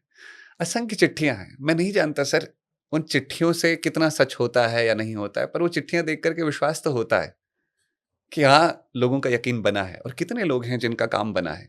मैं यहाँ ये नहीं कह रहा हूँ कि कोई इंसान इस बात को माने या ना माने, पर ये मेरा कल्चर है जहाँ से मैं आता हूँ, जहाँ भगवान को भी खत लिखते हैं। हमारे वहाँ एक बचपन से एक चीज बताई जाती थी कि या तो यार दूधा मनुनी देवते छे, यानी दूध चढ़ा के जिस देवता को मना दो। पशुपालन वाले लोग हैं हम, तो अपने देवता को हम सबसे प्रिय वस्तु क्या चढ़ाते हैं? दूध दही। किलो दूधाधारी ऐसे करके बोलते हैं भगवान को कि ईश्वर को दूध चढ़ाया जाता है। जैसे हमारे वहाँ गाय ब्याई, या फिर गाय ब्याई मतलब गाय का बच्चा हुआ, भैंस ब्याई, तो हम ना उसकी भेंट ईश्वर को चढ़ाते हैं कि हमारे पास ये है, जो मैं खोलूँ तो के खोल, जो मैं खाऊंगा वही आपको खिलाऊंगा साहब। तो वो गुलजू का मंदिर है। तो गुलजू हमारे ऐसे हैं कि सुख दुख हर जगह हैं। वो ऐसे देवता हैं जिनको आप आवाज दोगे ना, वो आपके साथ आ जाएंगे। जैसे आप देश विदेश में भी कहीं हो, खाली आवाज देने पे चले आने वाले। जैसे हरि को नहीं कहते, गज और ग्राह की लड़ाई हुई थी तो गज ने आवाज दी थी तो हरि चले आए थे, नंगे पांव चले आए थे नारायण उस वक्त पे। वो हाथी और मगर की लड़ाई हो रही थी, तो उन्होंने छुड़ाया था गजग्राह वाला को। अच्छा, हाँ तो ऐसे ही हैं गुलजू, आवाज दो चले आते हैं, बुलाओ सुन लेते हैं। और वो इतिहास क्या है उनके इसके पीछे? गुलजू कत्यूरों के देवता, कत्यूरों के राजा थे। अच्छा, और न्यायकारी देवता थे। उनकी कहानी बड़ी मजेदार है। कहते हैं चंपावत में उनके पिताजी का राज्य हुआ करता था, तो उनकी कोई संतान नहीं थी, 7 शादियां हो गई थी पर फिर भी कुछ नहीं हुआ। तो फिर वो बनारस आए, काल भैरव या बटुक भैरव के आसपास उन्होंने तपस्या की, 12 बरस तक तपस्या करी। तो भैरव ने कहा कि मैं जन्म लूंगा आपके घर परिवार में, बशर्ते आप जाएं तो रास्ते में कलिंग देश है, वहां की माता कलिंगा है, उनसे विवाह करिए और उसके बाद मैं आपके घर आता हूँ। तो वो आए, जैसे ही आधे रास्ते में पहुंचे, देखा एक जगह पर 2 भैंसें लड़ रही हैं। तो वो पानी पीना चाह रहे थे, तो उन्होंने कहा कैसे लड़ूं यार, इस सरोवर से पानी कैसे पीऊं? तो एक लेडी आई, कह रही है राजा होकर के इसको हटा नहीं पा रहे हो? तो उन्होंने कहा मेरे बस की तो नहीं है, मैं बहुत थका हुआ हूँ, मैं इनको हटा भी नहीं सकता, ये 2 भैंसें लड़ रहे हैं। तो उन्होंने कहा अच्छा, हंसी हो, और उन्होंने उनको अलग कर दिया। तो उन्होंने कहा देवी आप कौन हैं, परिचय दीजिए। उन्होंने कहा मेरा नाम कलिंगा है। कहे अरे माता, मैं देवी मैं आपसे ही मिलने आ रहा था, मुझे भैरव का आदेश हुआ है और ऐसी ऐसी बात है। उन्होंने अपनी व्यथा बताई। तो उन दोनों का विवाह हुआ, शादी हुई और वो आ गए, 8वीं रानी बनी। तो कुछ समय बाद जब वो गर्भवती हुई, तो उस वक्त क्या हुआ कि बाकी की जो 7 रानियां थी उनको थोड़ा जलीसी हुई कि यार अब ये तो माँ बन जाएगी। तो जैसे ही गुलजू का जन्म हुआ, उन्होंने उन्हें सीधे गाय के गोठ में फेंक दिया और वहां पर रख दिया सिलबट्टा। कह दिया कि सिलबट्टा जिसमें मसाले पीसते हैं, बोले ये तो सिलबट्टा पैदा हुआ है तुम्हारा। अब उन्होंने वही मान लिया, सिलबट्टा ठीक है। लेकिन गोलजू देखे वहाँ तो गोठ में जाकर के उनको कुछ हुआ ही नहीं था, वो तो गाय के थन से दूध पीने लगे थे। उन्होंने कहा ऐसे नहीं मरेगा ये। तो उन्होंने वो एक कंडाली होती है वहाँ बिच्छू, उसमें डाल दिया, उनको तब भी कुछ नहीं हुआ। और उसके बाद उन्होंने वो पालना बन गया था, वो जो घास होती है कांटे लग जाते हैं जैसे, वो पालना बन गया था। फिर उन्होंने उन्हें बक्से में बंद करके एक नदी में बहा दिया। नदी में बहते बहते वो बक्सा 2 लोगों को मिला जो मछुआरे थे। उन्होंने सोचा कुछ धन हो गया, अंदर आ जाएगा। उन्होंने जैसे ताला खोला, वहाँ देखा बच्चा है। वो बच्चा फिर उन्हीं के साथ पला बढ़ने लगा। फिर उसने कहा कि मेरे को घोड़ा चाहिए, जिद करने लगा। तो उन्होंने कहा यार घोड़ा तो नहीं ला सकते, काठ का घोड़ा बनाता हूँ तुम्हारे लिए। लकड़ी का घोड़ा बनाया गया। अब वो काठ का घोड़ा लेकर के चलने लग गया, इधर उधर चलने लग गया वो काठ का घोड़ा अचानक। कथा है सर। तो ऐसी ऐसी बहते बहते एक दिन वो वापस से उन्हीं 7 रानियों के दरबार में पहुंच गए। दरबार में क्या, एक महल वहां पर पहुंच गए जहां नौला था, वहां आई हुई थी वो पानी भरने के लिए। तो उन्होंने कहा हटो रे, मेरा पानी, घोड़ा पानी पिएगा पहले। बोले काठ का घोड़ा पानी पीता है क्या? बोले जब औरत के पेट से सिलबट्टा पैदा हो सकता है तो काठ का घोड़ा भी पानी पी सकता है। तो पकड़ के ले जाया गया राजा के पास, कहे ये हमसे बदतमीजी कर रहा। उन्होंने कहा राजा भूल गया मैंने तेरे को क्या वचन दिया था? मैंने उस वक्त कह दिया था कि मैं तेरे घर जन्म लूंगा, तूने विश्वास नहीं किया। तो उसने कहा अरे माता कलिंगा जो है मेरी माँ है और तुम मेरे पिता हो। फिर गुलजू से कहा गया कि यार ये तो फिर गलत कर दिया इन माताओं ने, इनको सजा दो। उन्होंने कहा नहीं नहीं, माफ करो इनको, मैं न्याय करता हूँ सबका, इन्होंने जो किया ज्ञानतावश किया, मैं माफ कर देता हूँ। तो गुलजू ने जीवन भर राजसी होते हुए भी अपना जीवन दुख में काटा था, इसलिए वो दुख समझते थे। जो मैं पहले कह रहा था ना बात, दुख महसूस करना जरूरी है। तो इसलिए गुलजू महाराज तब से न्यायकारी देवता के रूप में जाने जाते हैं। आज भी जब कहीं कोर्ट कचहरियां फैसला नहीं कर पाती हैं, ऐसे कई जगह ऐसे देवता भी हैं जो मतलब कोर्ट कचहरी फैसला नहीं करती, आखिर में देवता फैसला करता है। तो गुलजू ऐसे ही देवता हैं। तो कोर्ट कचहरियां फैसला नहीं करती, गुलजू को खाली आवाज दे दो, वो फैसला कर देते हैं आपका। तो ये है गुलजू महाराज हमारे। मतलब मैं तो उनकी बात करता हूँ, मेरे को हर्ष सा होने लगता है, खुश हो जाता हूँ उनकी बात करते करते। वो खुशी दिखती है और आवाज में छलकती है, सबसे बड़ी बात है। जो लिखते हैं या जो हाँ। कलाकार होते हैं, जो सृजन करते हैं, ऐसा कहा जाता है कि भाई उनके जीवन में दुख का होना, दुख जो है वो आपके अंदर के कलाकार को और परिपक्व बना देता है। जैसे डॉक्टर बच्चन जब उनके पहली पत्नी की मृत्यु हुई तो उन्होंने कुछ पंक्तियां लिखी, बड़ी खूबसूरत पंक्तियां। दृग देख जहां तक पाते हैं तम का सागर लहराता है। दृग देख, दृग आंखें, मैं जानता हूँ तम। अच्छा। और अपना ज्ञान में दिखा भी था। अच्छा अच्छा। दृग देख जहां तक पाते हैं तम का सागर लहराता है, फिर भी उस पार खड़ा कोई हम सबको खींच वहां बुलाता है। मैं आज गया तुम आओगी कल परसों, सब संगी साथी, दुनिया रोती धोती रहती, जिसको जाना है जाता है। मेरा तो होता है मन डगमग तट पर के ही हलकोरों से, जब मैं एकाकी पहुंचूंगा मझधार न जाने क्या होगा। इस पार प्रिय मधु है तुम हो, उस पार न जाने क्या होगा। पर सबसे प्यारी पंक्ति, इस पार नियति का मानव से व्यवहार तो हमने देखा है, इस पार नियति का मानव से व्यवहार तो हमने देखा है, उस पार नियति का मानव से व्यवहार न जाने क्या होगा। इस पार प्रिय मधु है तुम हो, उस पार न जाने क्या। ये वही लिख सकता है जिसने किसी को खोया है। How important is grief, sadness, loss for an artist. जरूरी है सर, दुख के सागर में डुबकी लगाना जरूरी है और उसको महसूस करना। अगर आप अपने जीवन में किसी दुख के होने का इंतजार कर रहे हैं फिर तो गलती है। आप दूसरों के दुख से भी अगर उतने ही व्यथित हो रहे हैं तो आप कलाकार हैं। चाहे वो किसी को चोट लगने पर हो या किसी का बहता हुआ खून आपको विचलित नहीं करता तो आप कलाकार नहीं हैं। अगर कहीं किसी की आंखों से बहता हुआ आंसू आपको द्रवित नहीं करता और आप उसे ऐसे कह देते कि ठीक है, रो रहा है, अपने लिए रो रहा है, तो भैया आप फिर बहुत सख्त दिल के इंसान हैं। मतलब हम कलाकार तो क्या होते हैं यार, हम तो दूसरा दुख देख कर हमको दिक्कत है जाए, दूसरे का कोई परेशानी देख लेते हैं तो हमको ऐसा लगता है यार ये तो मेरी अपनी परेशानी है। तो ग्रीफ तो है ही ना हमारी दुनिया में, उस ग्रीफ को सुकून में बदलने का काम करते हैं कलाकार। बिल्कुल।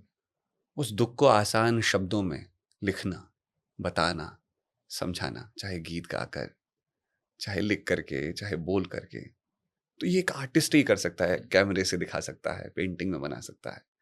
तो ये जरूरी है। मतलब दिल टूटना ही सब कुछ नहीं है। हाँ, ये भी वो भी जरूरी है, लेकिन हाँ। लेकिन हाँ, कि दूसरे के दुख से दुखी हुआ जा सकता है। अच्छा, दिल टूटने की क्योंकि बात करी तुमने, तो अब तुम्हें सर पता ही आप अगला सवाल। बड़े हैं सर। आपके सामने ऐसा नहीं कह सकता सर। मम्मी ने कहा है जो लोग बड़े होते हैं उनके सामने नहीं कहते, ये बड़े सब भाइयों बातें में पर्दा नहीं होता है। हर आदमी मेरी तरह लकी नहीं होता। अच्छा। हाँ, कि कभी कोई गर्लफ्रेंड हुई नहीं हमारी। हाँ, क्या बात करें अरे सर। बस क्या? एकमात्र गर्लफ्रेंड हमारी पत्नी है। तो सर जीवन में प्रेम तो है ही। हाँ, प्रेम बहुत आप प्रेम बहुत है। प्रेम करते हैं उन्हें, वाह, मेरे पीछे पीछे दोहराइए। अरे प्रेम तो बहुत सारा है, माता पिता, फिर पत्नी, और फिर अभी देखो दो दो बच्चे। अरे अरे सर भाई, क्या इतने प्रेमी हैं दोनों के दोनों की मजा ही आ जाता है जीवन में। ईश्वरीय संसार बनाए रखे। बच्चों से जितना आप सीख सकते हो, ओहो, निश्चल प्रेम। सर ये प्रेम तो है, एक्चुअली, प्रेम को परिभाषित अगर करना है तो वही है। ये तो है सर। मेरे तो हुए नहीं है, लेकिन पर है।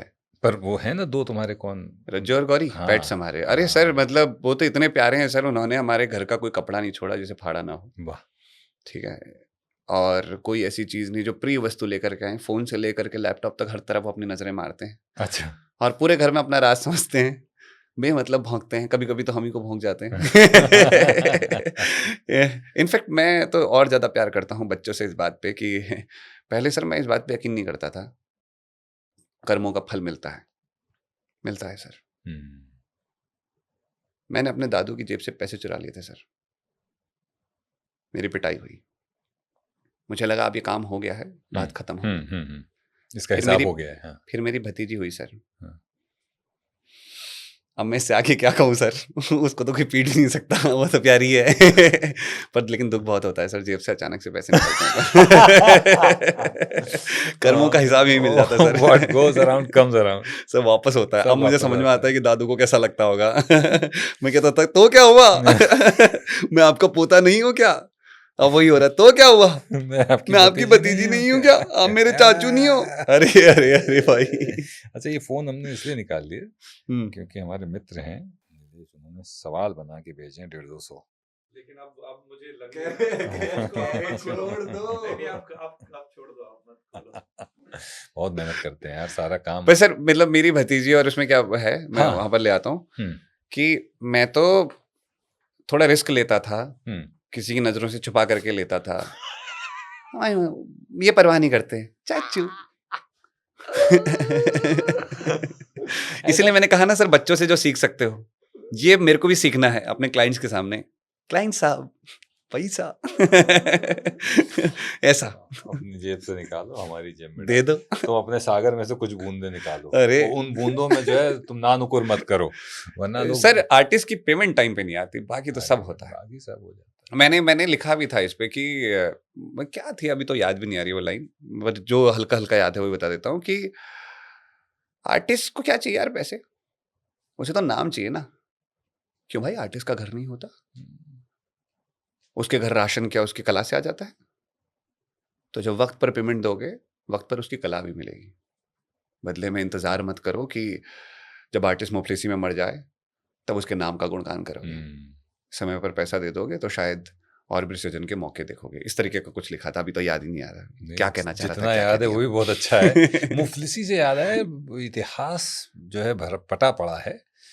आर्टिस्ट जो मुफलिसी में चले गए, जिनको आज हम सेलिब्रेट भी करते हैं, उनकी मुफलिसी को भी सेलिब्रेट करते हैं। तो ये क्या सामाजिक तौर पर हमारे बारे में कुछ बताता है ये बात? सर ये है ना कि आर्टिस्ट को अमीर नहीं देख सकते लोग। जैसे कोई अमीर दिख गया ना, कोई आर्टिस्ट, तो लोगों को लगता है बहुत पैसा कमा रहा है, बोल करके तो पैसे कमा रहा है। क्या काम है, लिखना है, बोलना है, इस बात के पैसे मिल रहे हैं। अरे बहुत सारे आर्टिस्ट ऐसे जिनके पीछे लोग पड़े, कुमार विश्वास हैं, जिनके कह रहे इतने पैसे चार्ज करते हैं, इतना ज्ञान देते हैं। अरे भाई, ज्ञान उसने मेहनत करी है उतने बरस, बोल लो, बोल सको तुम। हाँ। आ जाओ, खड़े हो जाओ, बोल लो जिस तरह से वो बोलते हैं। असल में इनको ये समझते हैं कि बहुत आसान काम है। हाँ। पर मंच तक पहुंच पाना बहुत मुश्किल काम है, और फिर उससे उसको लक्ष्मी मैया के रूप में उसको परिवर्तित कर पाना। वो एक चीज है, उस मंच से खड़े होकर हजारों लोगों को बांध के रखना और बार बार बुला पाना, ये कला है भाई। ये सालों साल लगते हैं, सालों साल का ज्ञान है। और उनके पास तो इतनी नॉलेज है ना सर, वो तो खाली मतलब बैठ करके कोई दीवाना कहता है, तो बहुत पहले लखनऊ में एक कवि हुए थे, वहां से ले आएंगे, फिर अचानक से वो हाँ कहीं विदेश से की कहीं। बात करने लगते हैं। हाँ, वो आदमी के पास मेरे को तो समझ नहीं आता, कुमार साहब मतलब भाई क्या ही बोलूं उनके बारे में। अभी शैलेश जी ने शादी करी अपने शायद बेटी की, हाँ हाँ हाँ हाँ। तो अरे प्राइवेट जेट में क्यों नहीं भाई, प्राइवेट जेट में घूमेंगे वो, घूमेंगे। क्या गुनाह किया है उन्होंने कि कलाकार हैं इसलिए उस नहीं आदमी घूम ने कलाकारी से बहुत नाम कमाया है। मतलब मुझे ऐसा लगता है कि दुनिया का हर कलाकार अमीर होना चाहिए, होना चाहिए। उसको हक है कमाने का, और वो हर जगह अपना नाम बनाए। इससे क्या होगा ना कि लोगों को लगेगा कि कलाकारी एक सृजन के अलावा आजीविका का भी स्रोत है। सर मैं बताता हूँ, कुछ बरस पहले की बात है। पहाड़ के एक आर्टिस्ट हैं, नाम नहीं लूंगा उनका, हम्म। तो वो बहुत पॉपुलर रहे हैं वहाँ। अच्छा, पहाड़ के लोग समझ जाएंगे मैं किन की बात कर रहा हूँ। जिन्होंने कुछ फैज से मिलता जुलता भी लिखा हुआ है कभी। नहीं, गिरदा की तो खैर उनका तो नाम लिया जा सकता है अच्छा, कि उनका नाम लिया जा उसके अलावा कुछ आर्टिस्ट अच्छा। हैं जो मतलब डांस परफॉर्म करते थे या फिर मतलब एक्टिंग करते थे। वो जिस समय काम मिले उस समय तो काम करते थे, बाकी टाइम रिक्शा चला रहे थे। तो मैं कहा यार ये आदमी डिजर्व करता है। वो स्टेज पर जाता है ना, आदमी बांध देता है सामान, लेकिन वो क्यों मुफलिसी में जी रहा है? इसलिए क्योंकि एक तो इंडस्ट्री ग्रोथ नहीं हुई, दूसरा कलाकार को कलाकार समझा नहीं आदमी ने कभी। या फिर हम वही बात बार बार रिपीट कर रहे हैं कि इसका सिंपल सा सार ये है। गिरीश तिवारी गिरदा थे, उत्तराखंड के जाने माने कवि। आज भी आंदोलनों में उनके गीतों को इस्तेमाल किया जाता है। कहते हैं कि चाहे तुम न ले सको, चाहे हम न ले सको, वो जेता कोई न कोई तिला लो, वो दिन यदुनी में यतु के नी लगाओ देख, घुनन मुनई टेक, यतु के नी लगाओ देख। उदेख का मतलब होता है इतना दुख में मत रहे, अपने घुटनों में सर रख के मत बैठ। ओ यतु के नी लगाओ देख, घुनन मुनई टेक, हो जेता एक दिन त आलो, वो दिन यदुनी में। दोस्त एक दिन तो आएगा वो दिन दुनिया में। ओ जधिन चोरनी फलला के जोरनी चलला, जिस दिन चोर नहीं फलेंगे किसी का जोर नहीं चलेगा। ए जधिन चोरनी फलला के जोरनी चलला, हो जेता एक दिन त आलो, वो दिन यदुनी में हो जेता। ये आदमी जीवन भर मैं कहूंगा कि मुफलिसी में ही रहे, या कहिए कि उनको जो चाहिए था, मतलब उनको तो यही चाहिए था कि वो गाते रहे हमेशा। पर हम शायद फेल हुए हैं एक कलाकार की इज्जत करने में, जिसने इतना समृद्ध हमें उत्तराखंड को इतना समृद्ध गीत दिया। जितने गीत उनके लिखे हुए हैं, इतने सुंदर सुंदर गीत हैं।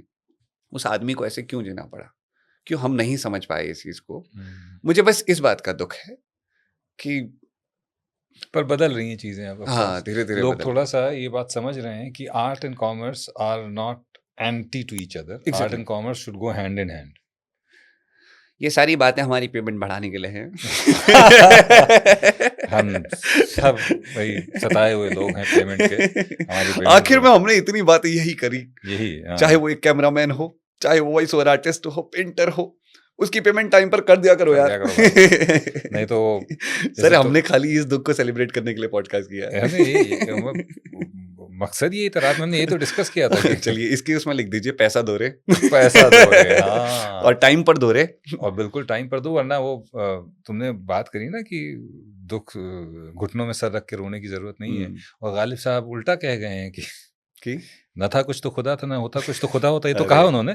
इसी में आगे एक शेर है कि हुआ यूं गम से बेहिस कि गम क्या सर के कटने का, न होता जुदा तन से तो जानों पे धरा होता। ओह बाप रे। ये आर्टिस्ट की असलियत है। ये आज मतलब अब तो खैर चीजें बदल रही हैं, अदरवाइज इतना गम इतना दुख।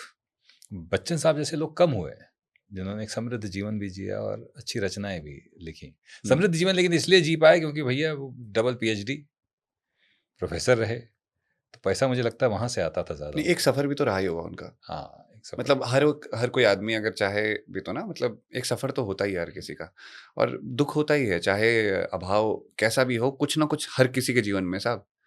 मतलब मुझे लगता है कि दुनिया का अरबपति आदमी भी होगा ना, उसके जीवन में भी कुछ अभाव होगा। बिल्कुल कहीं ना कहीं सब अधूरे हैं। सब अधूरा। इस दुनिया में कोई ऐसा नहीं है जो परिपूर्ण है कि मेरे पास तो सब है जी, मैं खुश हूं। उसको किसी और चीज की टेंशन होगी, उसका दुख कुछ और होगा। दुनिया में सर इतना गम है, वो लिखी है ना लाइन बहुत पहले किसी ने, मेरा गम दुनिया कितना- में कितना गम है, मेरा गम कितना कितना गम है। कम है। तो सबकी अपनी अपनी परेशानियां तो है, सबकी अपनी जर्नी है, सबकी अपनी परेशानियां हैं, तो क्यों छोड़ो। परेशान होना है? बहुत मजेदार बातें हुई हैं, हम्म, अब भी चलता रहेगा।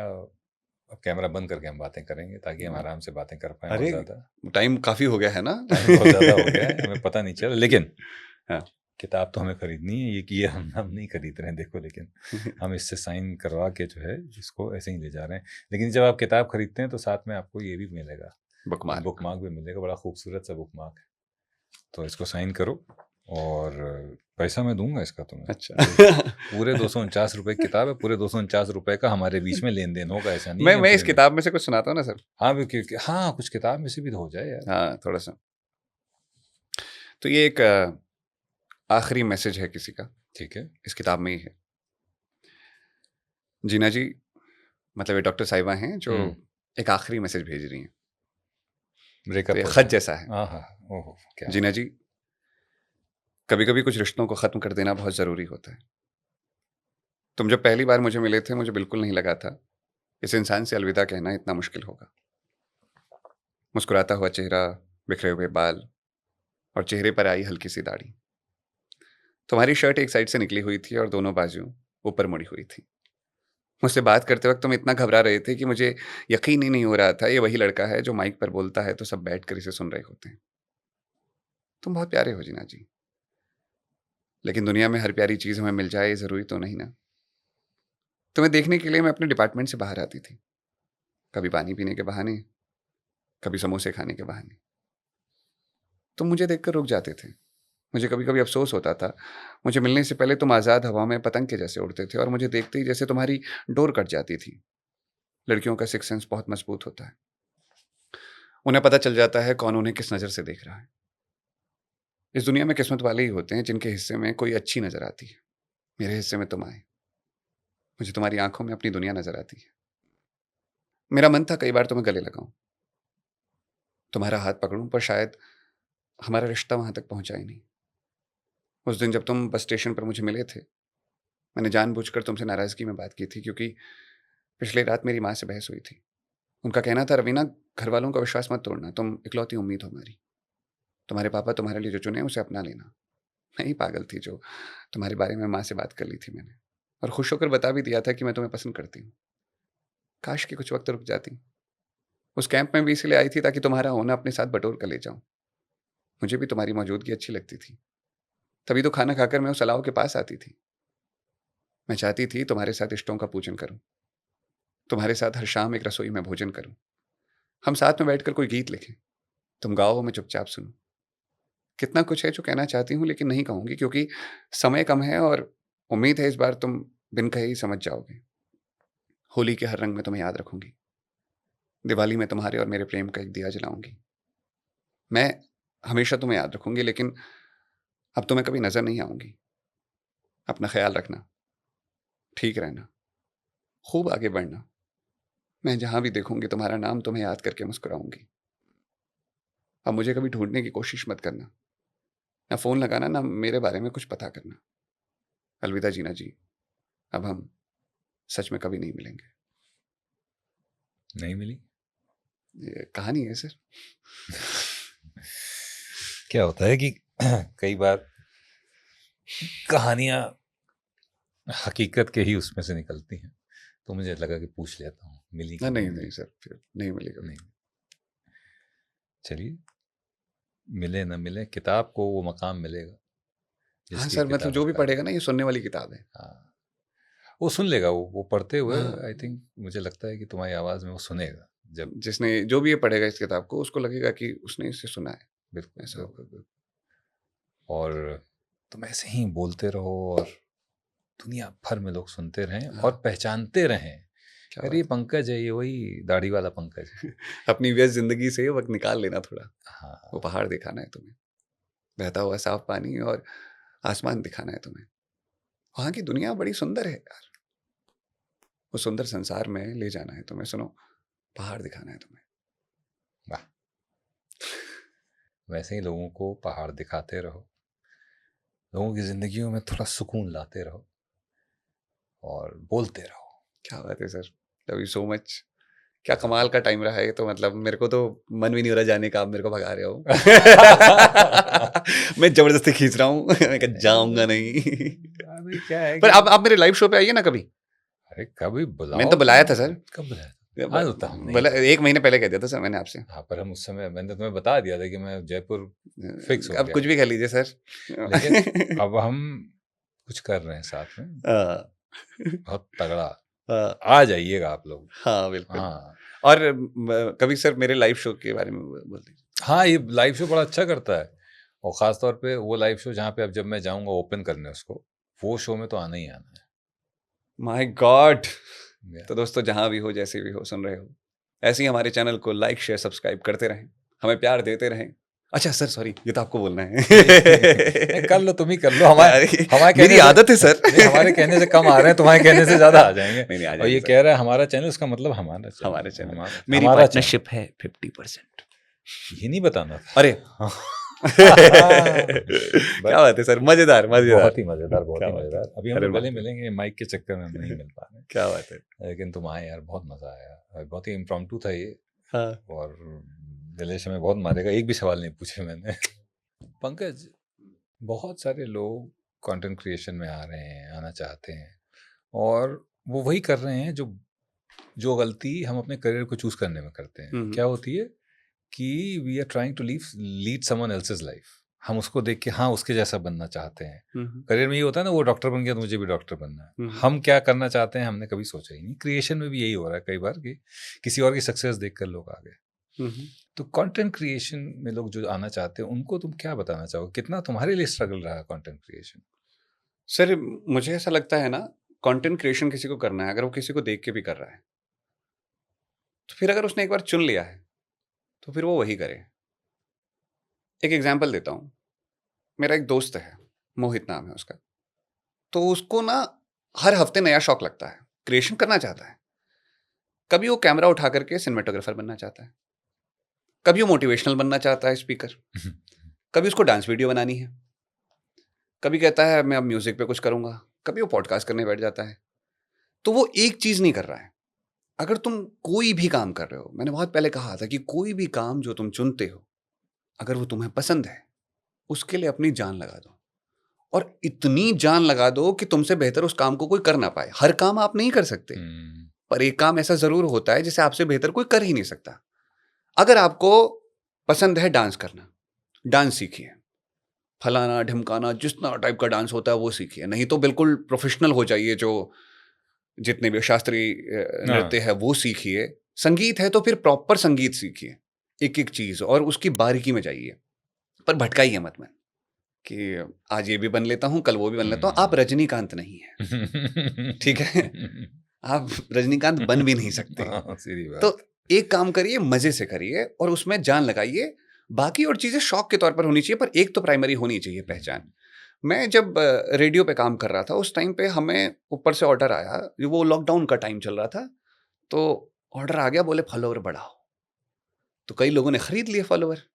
अब हम तो नहीं कर सकते थे ये चीज, हम ना पैसा किसी को इसके लिए बढ़ाएंगे। हमने कहा नहीं, ये नहीं काम किया जाएगा। तो हमने कहा क्या करें फिर। उस वक्त में ना एक मेंटालिटी थी सर, रेडियो वालों के साथ एक सबसे बड़ी दिक्कत होती है, वो सोशल मीडिया को मानते नहीं है, उनको पसंद नहीं है सोशल मीडिया। वो कहते हैं रेडियो सबसे बड़ी चीज है, ये हो जाता है अंदर से, हर रेडियो जॉकी के साथ है ऐसा। वो कहता है कि अरे हमारे रेडियो से बढ़कर है क्या कुछ। ये मेरे साथ भी था। तो मैंने कहा सोशल मीडिया पे तो मैं और चीज़ें नहीं कर सकूंगा, जहाँ पर और बाकी रेडियो जॉकीज कभी कोई चैलेंज एक्सेप्ट कर लेते, जैसे वो अलग अलग चैलेंज नहीं चलते हैं, वो की टननाना इस टाइप के चैलेंज वो कर ले रहे थे, अलग अलग चीज़ कर रहे थे। वो हर दिन दूसरा काम कर दे, कभी फिल्म रिव्यू कर दे रहे, कभी कुछ कर दे रहे। मैं कहा यार मैं क्या करूँ, मैं तो ना इनकी तरह बोल सकता हूँ।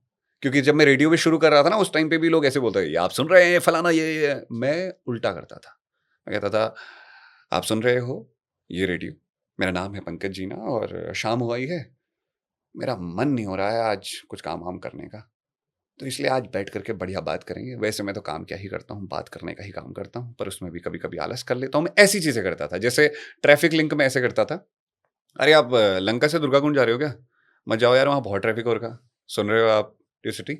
मैं हूँ आपके साथ पंकज जीना, और वहाँ बहुत है यार ट्रैफिक का हाल बुरा। अभी मेरे को फ़ोन आया था किसी का, मैं इंटरनेट पे भी देखो लाल लाल दिखा रहा पूरा। तो तुम वहाँ जाओगे तो लस्सी ट्राई करना यार, वो लस्सी बड़ी अच्छी है वहाँ पर की। बाकी ये 2 गाने आ रहे हैं, इनको सुन लो, मैं आता हूँ अभी। मैं ऐसे ही करता था सर लिंक, मेरे को मज़ा आता था ऐसा करने में। तो जब मैंने रेडियो में चुना, मैं कहा क्या करूँ मैं? तो मैं कहा ऑडियो ही लेकर के आता हूँ। तो पहले मैंने लगातार 6 महीने तक ऑडियो डाली। दिन की 4 ऑडियो, 5 ऑडियो ऐसे डालता था मैं। मन करता था लिख डाल दी, ऑडियो पोस्ट कर दी। उसमें कोई भी इंटरनेट से उठा लिए विजुअल्स, पोस्ट कर दिया, पोस्ट कर दिया, पोस्ट कर दिया। एक आध बार कॉपीराइट भी आया। मैंने कहा यार ऐसा चलेगा नहीं। तो एक हमारे मित्र थे, उन्होंने कहा यार वीडियो बनाते हैं। तो उन्होंने वीडियो बनाई, बहुत ख़राब वीडियो बनी पहली। 1-2 ऐसी ख़राब होती गई। फिर वो धीरे धीरे धीरे धीरे सुधार आता गया, उतार चढ़ाव आते गए। पर हमने एक काम नहीं छोड़ा, कैमरे के आगे बोलना। और बोलते हम वही थे जो हम कर सकते थे, जो महसूस करते थे। अच्छा आ रहा है तो अच्छा बोल दो, खराब आ रहा है तो खराब बोल दो, लेकिन कैमरे के आगे बोल रहे हैं तो यही काम कर रहे हैं। ऐसा नहीं कि आज हम डांसर बन जाएं, आज हम वो बन जाएं। डांसर बन रहे हो तो फिर पूरे डांस करो भाई साहब। ब्लॉगर बन रहे हो तो प्रॉपर ब्लॉगर। हमारे वहाँ एक ब्लॉगर है ना, सौरभ जोशी साहब। तो सौरभ जोशी क्या है कि उनको बहुत क्रिटिसिज्म मिला। तो मुझसे तो उम्र में छोटे ही हैं सौरभ, तो नाम ले सकता हूँ उनका आराम से। तो उनको बहुत क्रिटिसिज्म मिला कि यार ये आदमी क्या करता है, घर का ही चीजें तो दिखाता है, क्या हो गया। आज भी मिलता है उनको क्रिटिसिज्म।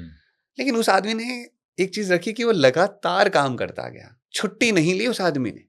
कुछ भी हो रहा हो वो काम करता गया। तो सर करत करत अभ्यास के जड़ में थी होई सो जाए। रसरियावत जात है, सिल पर पड़त इंसान। एग्जैक्टली। तो जब आप करेंगे तो अपने आप वो सब कुछ हो जाएगा। लगातार करना पड़ेगा। फिर वो नहीं कि आज यहाँ छू भो वहाँ छू, नहीं जी, नहीं हो पाएगा। Consistency is the key. Consistency के अलावा एक जैसी चीजें करनी पड़ेंगी। बोर होइए, उसमें परफेक्शन लाइए, फिर बोर होइए। सर आपने जब वॉइस ओवर किया था, यही तो हुआ होगा। जब वॉइस ओवर कर रहे अगले दिन ये थोड़ी कह दिया होगा कि भैया सीधे मेरे को अब डांस करवाओ। एक ही चीज करते रहना। और दूसरा, शुरू में जैसे मेरी जर्नी में, वॉइस की जर्नी में, हम दूसरे जैसा बन रहे थे। देखिए ये, देखिए वो, ले आए हैं हम एक नया शो। हम दूसरे जैसा बन रहे थे। फिर सडनली एहसास हुआ कि ये हमारी यूनिकनेस कुछ और है। वो यूनिकनेस है शायद जो कहानी जिस तरह से हम बताते हैं, बिग बॉस के घर में बहुत कुछ हुआ, मिल गई यूनिकनेस। पर सर उसके लिए आपने मतलब किया तो ना शुरू, एक्सप्लोर। हाँ, उसको करते रहे, पहले दूसरे को कॉपी किया, फिर उसके बाद आप वहां पहुंचे ना। You keep doing. हमने भी वही किया। हम भी दूसरों को ही कॉपी कर रहे थे। पहले नीलेश साहब को मैं तो बिल्कुल वैसे ही बोलता था, आप सुन रहे हैं यादों का इडियट बॉक्स। मैं तो उनको बोला, मैं तो नीलेश साहब को बोला, मैंने कहा साहब मैं तो आपको कॉपी करता था। और इतना कॉपी करता था कि मतलब बोलता भी ऐसे था, मेरा मंटू। एक तो इतना प्यारा बोलते हैं वो भाई, बहुत खूबसूरत, बहुत खूबसूरत। इतना सुना है ना हमने। एक तो हमारे कॉलेज के सीनियर, शो ऑफ कर लेता हूँ दोस्तों, हमारे कॉलेज के डीएसबी के ही सीनियर हैं। दूसरा नैनीताल में उन्होंने पढ़ाई लिखाई करी, तो हम उनको नैनीताल का ही मानते हैं। वो लखनऊ के नहीं है दोस्तों, वो नैनीताल के हैं, वो पहाड़ी हैं। क्योंकि उन्होंने पहाड़ी गाने भी गाए हैं बहुत अच्छा। मतलब वो पहाड़ी गाने वैसे गाते हैं लाइव में, और उनका लिखा हुआ पहाड़ी गाना है ईजा। तो इसलिए मैं उन्हें बहुत प्रेम करता हूँ। मिश्रा जी, अगर आप ये सुन रहे हैं तो देखिए आपके एक प्रेमी। अरे मैं मैसेज करता हूँ उनको, बात होती है हमारी। दूसरे प्रेमी यहाँ बैठे हैं जिनके पास आपका नंबर नहीं है, लेकिन किसी दिन आप आए और बैठे हमारे साथ, हम भी बात करेंगे। तो वो सर मतलब एक तो उस आदमी की आवाज में मतलब इतना सुकून है ना, तो हमें लगा कि यार हम कुछ करेंगे। तो मैंने तो उन्हीं को देख करके सर शुरू किया, और मैं उन्हीं की तरह बोलता था। शुरुआत में तो मेरी रिकॉर्डिंग्स उठा लेंगे बहुत पुरानी, तो वो बिल्कुल उनकी जैसी हैं। फिर धीरे धीरे धीरे धीरे आपको अपना टेस्ट पता चलता है। पर इसका मतलब ये नहीं है कि आप मतलब करें ही ना। कुछ लोग ना इसी में अपनी यूनिकनेस ढूंढने के चक्कर में काम ही नहीं करते। मैं जिस दिन परफेक्ट हो जाऊंगा उस दिन काम शुरू करूंगा। अरे भाई, दुनिया की सबसे बड़ी नॉनसेंस। आप पहले काम शुरू कीजिए, अच्छा बुरा बाद में देखा जाएगा। तो ये है सर, मैं बोलते बोलते इसमें फिर थोड़ा ऐसा हो जाता है मेरे साथ। एक्साइटेड हो जाता हूँ मैं। तो फिर हम लोग ये करते हैं कुछ इसका, है ना। चलिए अब आप लोग जाइए, हम लोग कर लेंगे। ठीक है जी, शुक्रिया, प्यार मोहब्बत बनाए रखिए। धन्यवाद, बहुत बहुत शुक्रिया, धन्यवाद। आप हैं तो हम हैं। क्या बात है। बिग बॉस चाहते हैं आप चैनल को सब्सक्राइब करें, लाइक करें, शेयर करें, दुनिया तक पहुंचाएं, और आपके लिए हम हमेशा मौजूद रहेंगे यूं ही। मेरे कहने पे तो नहीं किया ना, इनके कहने पे करें बात। लेकिन बाकी कुछ और करें चाहे ना करें, किताब दीजिए। हाँ सर, ये तत्काल प्रभाव से इसको ऑर्डर करें, जाके बुक स्टोर में खरीदे। बुक स्टोर में आ गई है? हाँ सर, आ गई, बहुत ये अमेजोन पे अवेलेबल है। अमेजोन पे भी अवेलेबल, हाँ। तो ऑनलाइन मतलब घर बैठे बैठे ही हाँ, लिंक वगैरह सब नीचे दिया हुआ है एकदम। बस बस बस। अब आप खरीद लें तत्काल प्रभाव से, बड़ी अच्छी तरह से लिखी गई है, और इसके लिए तो जो पैसे देने पड़े देने चाहिए। आपको मजा आएगा, मतलब इसको सुन के ऐसा लगेगा आपको प्रचार कर ही देते हैं आप जब कर ही रहे हैं तो। हाँ, ठीक से करते हैं, तो खुल के करेंगे। ऐसा है कि इस किताब को पढ़ते वक्त अगर आपने मुझे कभी थोड़ा बहुत भी सुना है तो आपको ऐसा लगेगा कि आप सुन रहे हैं। दूसरा, इस किताब के साथ खासियत ये भी है कि आप इसको 24 घंटे में निपटा देंगे, पूरी किताब पढ़ लेंगे, मन नहीं करेगा आपको उठने का, कसम से कह रहा हूँ मैं। I love you so much. प्यार बहुत मिल रहा है किताब को, ऐसे प्यार देते रहिए। बहुत बहुत धन्यवाद, और संवाद करने के लिए हमसे बहुत बहुत अरे सर, बिल्कुल, महादेव।